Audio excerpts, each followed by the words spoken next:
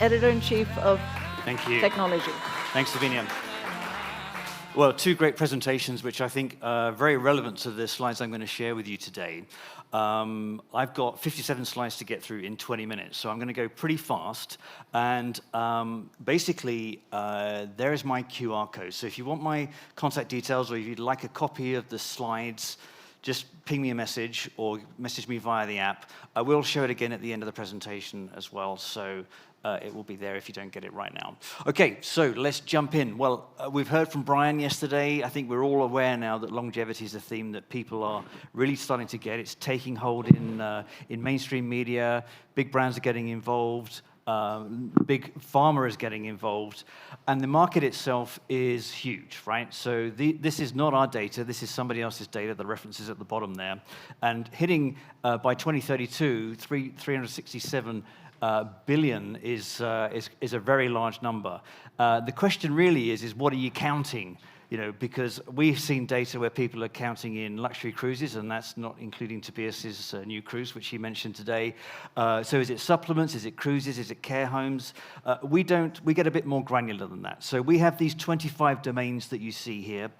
We analyze now over 2,200 companies that sit in one of these domains. Now, as you can see, those that know the industry, there's a mixture of biotech and consumer tech in there.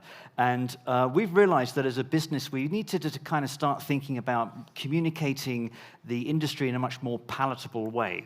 The annual reports that we do are very helpful to people. We do quarterly, half-yearly reports, and our annual report was out last year. And I'm very excited to say that I'm going to share with you the data for our first half 2024 report, which goes live at the point where I'm speaking today. So I'm going to share some of the key points with you. If you want the report, it's online. This is the last 10 years of investment in the longevity space. And you can see that in 2023, we hit just shy of 4 billion. 2021 was the breakout year. Now, obviously, a lot of investment markets have had trouble over the time. Longevity has suffered as well. But the very encouraging thing to see is actually the deals. So you can see that there are 313 actual investment deals that were done. They would have been at a lower quantum, obviously because of the change in the overall investment, but things are happening, and the space is picking up. Now, when you look at Q1 of this year, very encouragingly, you can see that you look at compare Q1 23 to Q1 24, it's a marked difference. Now, that's a beautiful thing to see. And in fact, in Q1 of this year, investment was equivalent to the whole of last year. So things are really moving in a positive direction. However, I'm afraid to say, as some of you that were in the panel yesterday where I was speaking with Mark and Alex, you know, the industry and investment industry is still kind of gummed up, you know. And if you look at what happened in Q2, it was basically a third of Q1. So it's still bumpy times for these companies. All those presenting companies you saw last night and the ones that you're going to see tonight, they need capital. They need your capital. So, AI drug discovery. So I'm sure some of you will have heard of In Silico, Alex Zavaronkov. These are the organizations that are using AI to identify unique molecules and then use those molecules to identify whether they're going to be efficacious as they go into the clinical phase process. So that was Q1. Again, longevity discovery platforms, they've always been the winners. But very, very interestingly, in Q2, obviously a smaller quantum, but it's neuropharma that actually was the most invested in category. And we're starting to see now that neuropharma is starting to pick up. We've seen that drugs are coming into the marketplace. They are being put in humans. They've been approved. Not every government is approving them, but the concept of being able to address neurological disease of aging is starting to permeate through into investors seeing that they're a good bet. Now, here is a list of, I just screen grabbed some of our articles over the last week. I mean, I think we've got 6 articles going out today. So I can always calibrate how busy my editorial team is by what's happening in the industry. And there's Nir. That was my famous video with Nir where he explained what he was going to be talking about today. Fascinating, and we're going to talk about that in my presentation a little bit. Some other things. There's one of the neuropharma companies that's receiving capital. OpenAI are now looking at a drug discovery platform, so that's very interesting. And as you can see, this whole screen identifies the breadth of the industry, even pet longevity. And I'm going to talk about BioAge at the end of my presentation today. So the thing is that longevity is, I would call it, a beautiful mess. And I presented at a conference in Berlin, and after I'd finished the presentation, I thought, I really need to change things. I need to change the way that we are communicating the industry. And Aubrey, who we've heard from, he and I have been working on this a little bit, and a few other key opinion leaders. And I'm going to share with you today, the first time I've actually shared this publicly, what we call the 10 levels of longevity. Now, one level is no more important than another. But as you can see, when you go from lifestyle management, which is level 1, through to corporal and consciousness preservation, which we've just heard about, you're going through the sort of, let's call it the timescales of how these technologies are going to roll out. So I've got 11 minutes to canter through all 10 of them, which I'm going to do very quickly. So, lifestyle management. I'm sure many of you have got wearables. We all know diet, sleep, exercise. Those are the basics that we need to be working with. And it's an established industry, right? You know, Whoop, Aura, Apple, all of those organizations are in. Whereas investors, where should you be looking? Well, companies that are starting to integrate all that complex data through AI to give highly personalized experiences for users, they're companies to look out for. And likewise, the gym and wellness industry is really looking at longevity now. And this crossover, they're looking for something new, and they're looking for assets to buy and companies to partner with. And this is a very exciting aspect of the wellness industry that's looking for longevity. Consumer diagnostics, well, the science is not there. The science is happening, but it's not validated and it's not finalized. And of course, we all think as humans about our biological and our chronological age. But of course, there are deep scientists out there that really, really need to understand whether they're actually moving the needle on biological age. So the opportunities here are for those companies that are bridging between the clinical community and the consumer community. And we've all had biological age tests. I've been 10 years younger, 2 years older. So the continuity is not there in the marketplace at the moment. Supplements we've talked about. There are a lot of supplements coming into the space, and Neeraj said he wants to see supplements that have got human evidence behind them. There are definitely some companies out there that have got human studies, but the new ones are the ones that are using those AI discovery platforms to identify new molecules that will be recognized, generally regarded as safe, which means that they don't have to go through the vagaries of the clinical approval process, but also organizations that are using pharmaceutical-grade manufacturing processes to have much higher quality and effective compounds and molecules in their ingredients. And then likewise, those are the ones that are building clinical evidence. They're the ones that need to have the funding to do the clinical evidence, but they're the ones that are going to be able to make much more adventurous marketing claims in the marketplace, which is what we want. Clinics. I'm sure many of you have been to longevity clinics. I have been to a couple. They've been amazing. I've been asymptomatic on 2 aging conditions. I'm 57. I know it's been very helpful to have the guidance of these clinicians. And there are, in our data sets now, over 220 longevity clinics. And they're not high street IV clinics. They are proper clinics. And they're all out there. They're doing great work. There is a need for industry standards. There's a need for the ability to go from Dubai and then go to Florida and have the same interactions across the same protocols, but that's happening. And where are the investment opportunities? Well, these organizations need an awful lot of complex IT sitting behind them, and that's an opportunity. The crossover, as I mentioned, between the wellness sector and the gym sector, we're seeing that in luxury real estate and so on, and this is, again, another scaling factor. And obviously, the companies that have got the interventions and treatments that can be brought to those clinics, those, again, are very, very interesting investment opportunities. So this is very, very much alive. So I've gone through 4 of the layers, and those first 4 layers are really what I would call, as we were discussing yesterday, and this one too, level 5, the longevity now. What is in the marketplace that is being used, and how are people making money, and are people getting a return on investment?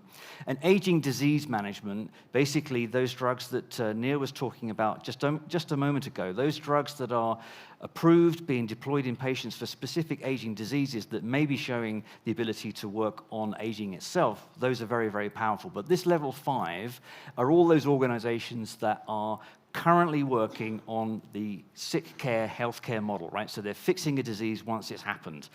But in the longevity biotech space, the companies that are doing this work that may not be completely approved yet, they are the ones that are working on aging drivers. So they have the ability to be in the position where they can potentially prevent those diseases from happening in the first place, or in the future reverse those diseases. But what the companies in the space are doing now is they have to choose an aging disease to get the regulatory approval to get to the point where they can get to market. But this is a very exciting space where we're seeing the transition from traditional healthcare into the point where it's becoming longevity. So aging prevention is what we really want to get to, right? So we want to be in a position where you don't get the disease in the first place. And Neil was talking about prevention just a moment ago.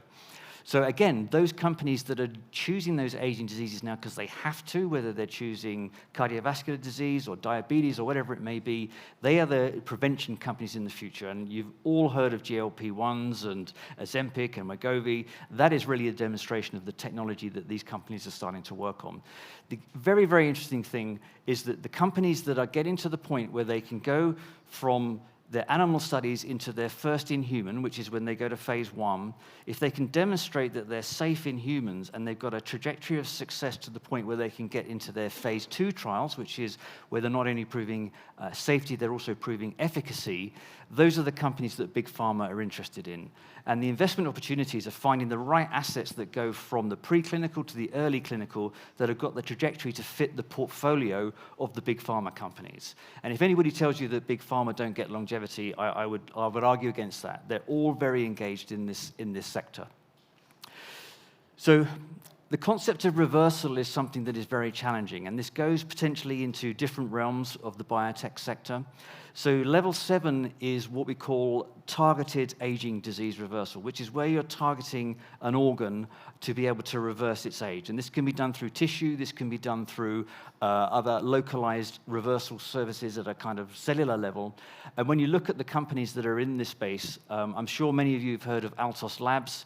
They were in the figures for 2024. They raised another billion from Mubadala, so their war chest is big.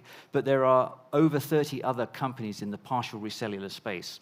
And the interesting thing is they're all using a fairly common technique. So there's going to be some M&A in this space as well. So if Altos aren't moving fast enough, and there are smaller companies that are moving faster, then there's going to be some M&A activity in there. So these partial cellular reprogramming companies are very experimental. They're probably at phase 1, phase 2 in the sort of levels that we talk about, but they're very interesting opportunities in the future. And then the concept of systemic age reversal, which is the point where you can actually regenerate the whole organism, is something where we all want to get to. And there are some very interesting technologies that are out there. We're going to hear later today about mitochondrial transplant, very exciting technology. Xenotherapeutics, which is obviously senescence and clearing out that cellular waste. There is the potential of cellular rejuvenation across the whole body, but it's still very, very early stage. So I want to calibrate where we are. So we've heard a very interesting presentation, which is very relevant to this, which is if we don't get there, what can we do in the meantime to keep everything rolling? Now, again, regulation is something where regulators are catching up on AI. They're catching up on social media. But this industry has got to go through the vagaries of the regulatory pathway, which is right and proper that it does so. But when you look at how somebody like Swiss Re thinks about how and when we're going to see these therapeutics coming through, you can see that they're saying it's going to be 35 years away. And Emil just said he doesn't know, right? Anybody that's a fan or an active participant in this industry, they'll tell you it's going to be way, way earlier than that. But of course, we don't know. So the key thing is what do we do if we can't actually move quickly enough? Well, this is level 9, which is, as we heard about, is the ability to be able to preserve the organism, whether this is basically replacing damaged organs, heart transplants, and so forth. So you've got now 3D bioprinting. You've got the ability of xenotransplantation, where you've got personalized organs being grown inside a donor animal, or even prosthetics. There are bionic hearts out there. So, and we've heard about the ability for cryopreservation to preserve organs. Cryopreservation has gone into a new phase. It's being taken much more seriously now. We heard about Cradle yesterday as a company that's raised, I think, sort of 40 million or something to develop the technologies to resuscitate these tissues. So it's becoming a very, very interesting aspect to the business. And a kid you not, we're having conversations with people about head transplantation and spinal cord transplantation. And yeah, there are some very interesting conversations being had in the space. And then, of course, if all of that fails, as we've heard already, then there's the concept of cryopreservation, which means that you're in a position where at least you can benefit from this as you go forward in the future. So this is a very, very interesting industry because we're all individual clients of this industry, and whether you're making an investment decision or a scientific decision, it's going to have everything's going to have a material effect on your mortality. The great news is that healthcare is improving around the world, so median life expectancy is on a very, very positive trajectory. And the thing is that if you're an investor, how are you going to make money out of this? And I had a very good conversation last night about how you get a return on investment out of a supplement company or a clinical company. But of course, the biotechs are the ones that are going to be the ones that generate the very, very interesting revenue opportunities. So we are very, very nicely placed in the industry. People share news with us before they publish it, and we get insights through conversations in meetings like this about what's happening. We didn't know anything about this one, but when BioAge appointed an ex-GSK person, I thought, oh, that's really interesting. That's the next stage that's going to happen. So I think it was about a week later that BioAge announced their IPO.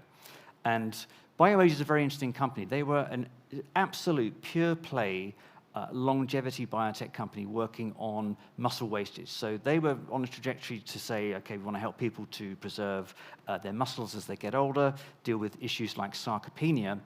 But by a sort of process of osmosis, the GLP-1s came in and everybody was taking them and then actually starting to lose muscle mass. So they've done a deal with a big pharma company, and there are other companies that are in the pipeline. So In Silico hasn't IPO'd. I have no idea whether they're going to be talking about it soon or not, but they are now in a phase 2 trial with an asset working on pulmonary fibrosis. So there, again, another assets that are coming in from the world of longevity biotech, which has been very active for a very, very long time. And you can see that there are other companies coming down the pipe too, potentially.